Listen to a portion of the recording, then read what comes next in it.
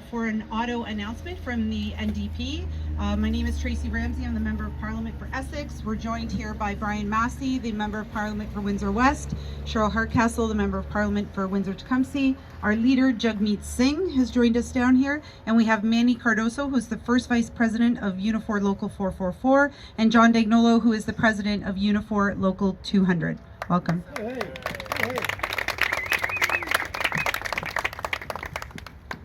Thank you everybody for being here. And I just gotta say, I've got an incredible Windsor Essex team. Having a team like this with people like Cheryl Hardcastle, Tracy Ramsey, and of course Brian Massey gives me that confidence that we've got strong representation. And we know we need that because Windsor needs the supports. Windsor is the heart of the auto sector here in Canada. And we're proud of that. I'm a proud resident. I used to live in Windsor. This is my home. And the fact is that the auto sector is one that's made the city so vibrant. It's a fundamental part of this community. And that's why it's so important for us to protect these jobs, to make sure these jobs are not just here for this year, but moving forward, and they're growing.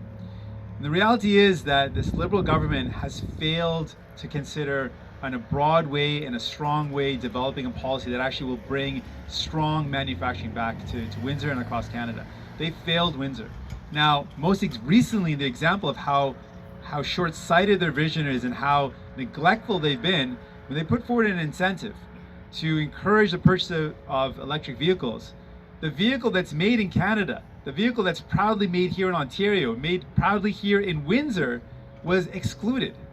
Now, after the hard work of a lot of people coming together, we're really proud to say, Brian and Cheryl and Tracy came together with great allies, with Unifor, with many leaders, and we pushed to make this change to make sure that it was included. But that's not enough.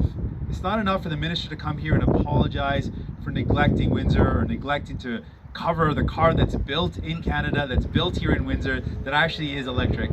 It's not enough to apologize. We need to have a robust policy. That's why today we're calling for a national auto policy, one that actually puts forward a view and a vision for Canada. We've long been calling for it, but we're going to talk about details. But if we want to build an incentive to encourage the purchase of electric vehicles, let's incentivize buying Canadian vehicles. Let's incentivize buying vehicles that are built here in Canada. And let's create the context and the climate so that Canada can be leaders in manufacturing electric vehicles here in Windsor and across Canada. That's what we need to be doing. Exactly.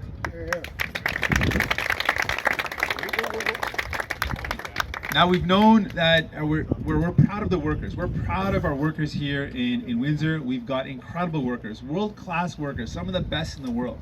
We need to continue to keep them at work. 40% of Canadians' exports are the auto sector. This is a sector we're proud of. It's a crown jewel. Other countries are jealous of what we have. We've got to defend it. And Brian's going to talk about some of the details of our plan. But we can build a robust automotive sector. We can maintain it and grow it to get it to back where it used to be. That's all possible if you make the right choices, and we're committed to fight for Windsor. We're committed to fight for the manufacturing sector across this beautiful country. Thank you, Jagmeet. Having built some of the minivans in my past, working both in Plant 3 and Plant 6, I can tell you the sweat equity of the men and women over the last decades has been what's protected this industry. It's never been the government. It's only been by the reluctance that they come around. But time has to change. When we look at taking place in Detroit, they have up to $12 billion of investment. So we have to take advantage of this opportunity, and Canada shouldn't be left behind. The first thing is to clean up this mess with this incentive program. So number one is that we don't need to restrict Canadians in terms of putting these electrical vehicles like the Pacifica behind me on the road today, is to stop the $100 million cap of the $300 million program. So if people want to buy these Pacificas, get them on the road now, increase production, especially with a third shift at risk right now. We can get those vehicles sold and those manufacturers working right away. Don't cap it and stop it just for political identity and ideology. Make sure the $300 million rolls out right away. Second, these should be for domestic vehicles. Not only is it incredible that the only hybrid was left out of the list being electrical VV in Canada, it encourages people to buy vehicles from countries like the United States that have a tariff on our actual country right now, and other places like China that actually have human rights and other issues with regard to their manufacturing and production that are very questionable at the very best. So we're saying that they should be domestically made and make sure that actually includes Windsor and other autos manufactured in Canada. Let's focus on procurement with Canadian money for Canadian-made vehicles.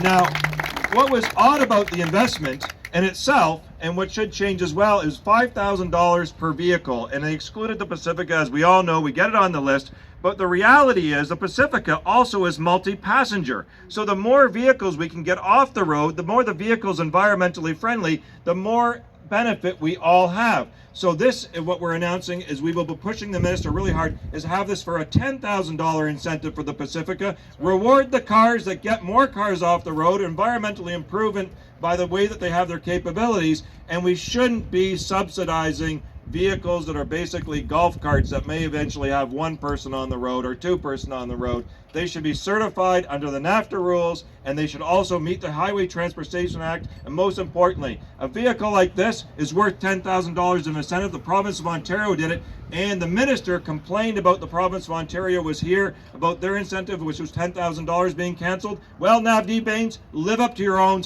words, make it $10,000 like you criticize the provincial Conservatives on.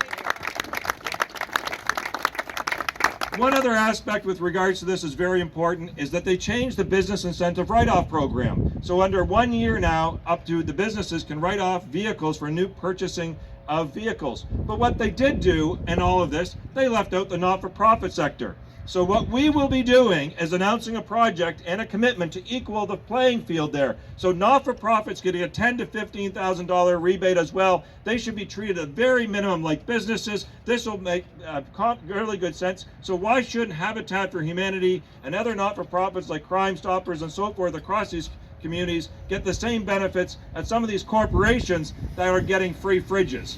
Unreal. So we're going to make sure that this incentive program does not leave not-for-profits isolated and alone. They should be included. The minister can do it. We're going to make sure we get that on the table. Lastly, just going to finish with the last part of our big issue here is obviously the incentive programs that are out there related to a specific issue. We're still waiting, and I want to thank Cheryl and Tracy and of course Jagmeet for working on a solution. One of the things I learned from Jack Layton was we're in proposition, not just opposition. And what we've asked Navdeep Bains to do back in February was when he lost out on Windsor being part of the investments in Detroit, we've said let's get an action working group together because CAPC, the Canadian Auto Partnership Council, has not been meeting, and we want to see a specific action task force to make sure that we protect our supply chain. As billions of dollars are going across that river right now, it's an opportunity for us for the supply chain, and we're going to continue to push for this. A national auto policy would do just that. So I want to say thank you for all those that have helped make this happen with regards to getting the incentive on the table. I'm going to turn it over now back to Cheryl, to Tracy. But again, for those that think you can't get anything done in Ottawa, by sticking together, this example is a really good one. We can have a difference, we can have the voice, and most importantly, the workers deserve this, and I thank you again. Thank you, Brian and Jagmeet. Now just a few words from John Dagnolo, President of Local 200. Thank you. First of all, I want to thank everybody for coming. I want to thank Jagmeet for coming. It's this we know all too well in this community what's happened here, and we're seeing it in Oshawa Assembly Plant. We've seen our governments. It's the same old, same old. They're going to make some promises. We have another government that talks about balanced budgets, which means giving corporations more tax breaks, which means cuts to our social services, which means putting more money in their pockets and sending the work over to other parts of the world. And we've had enough of it. We have a party here that has an auto strategy in place. This is what we need. There's no reason why this party isn't in the forefront. They're going to bring jobs back to Canada. And it's a shame that we're here today dealing with this. It's a shame that we don't have the jobs like we had once. General Motors used to be in Windsor. We had the transmission, we had the trim plant, they're gone. Ford Motor Company had 6,000 workers at one time, down to 1,700. Chrysler is losing a shift. Enough's enough. The Oshawa Assembly Plant.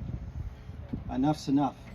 So I want to thank them for putting an auto strategy in place, protecting the workers, protecting social programs, because when all this money goes into the government, because these are good paying jobs.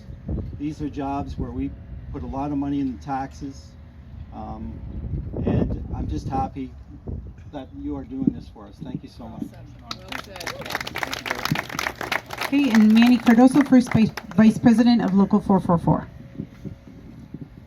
Well, with the recent announcements of the third shift and the Pacifica being the innovative vehicle that it is, and we always talk about innovation and you know, the future, securing jobs, this industry, it's encouraging to see that at least a couple of the federal parties are starting to look at this, not without some help from the NDP knocking on the federal government's door, but they did come to the pump eventually, where provincially we've been left out. So it is about the auto strategy. It's not about just incentives. They do help, but auto strategy to secure not only what we have, but to secure some investment. It is very important in a lot of the southern states and in other regions where they put a huge emphasis on attracting that investment, and it seems like here in Canada we don't. And there's just 100,000 jobs just here in Ontario tied directly to auto. It's an important industry, and it's very important, obviously, around the world. So I thank the NDP government, or the NDP party, and the soon-to-be government. soon-to-be, hopefully, and to continue our fight and push for us. Thank you very much.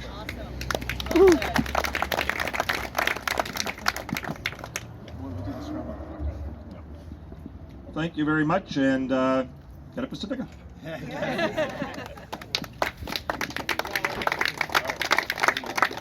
Everybody stick around for the scrum. We want you to shop.